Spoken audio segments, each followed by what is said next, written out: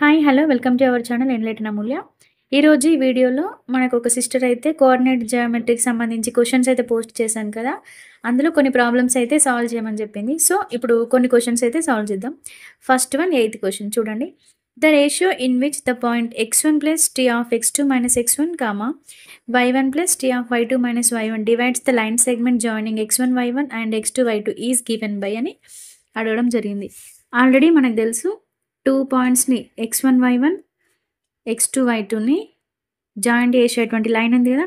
దీన్ని ఒక line m:n రేషియోలో డివైడ్ చేస్తే గనుక ఆ పాయింట్ కోఆర్డినేట్స్ ఏంటి mx2 plus nx1/m plus n,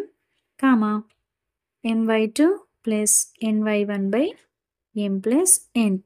already మనకు ఇదే పాయింట్‌ని ఇవ్వడం జరిగింది. అదేంటి x1 plus t of x2 minus x1,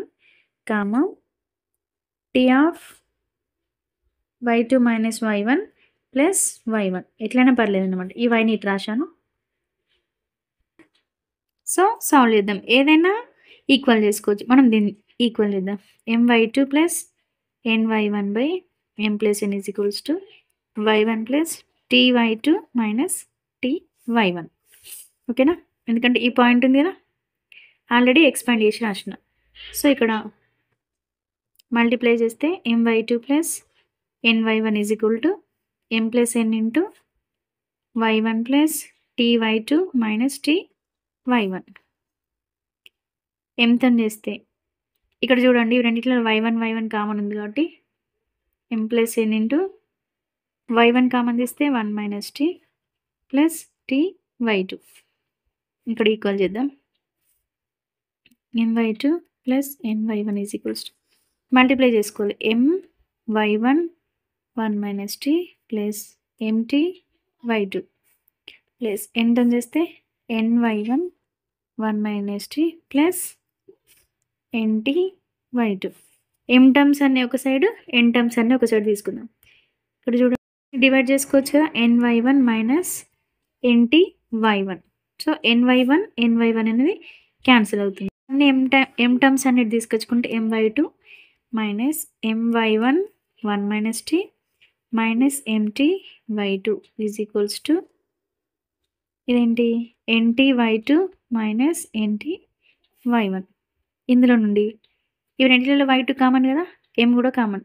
so, my2 common తీస్తే 1 minus t minus my1 1 minus t is equals to nt common ఉంది కాబట్టి nty2 మైనస్ y1.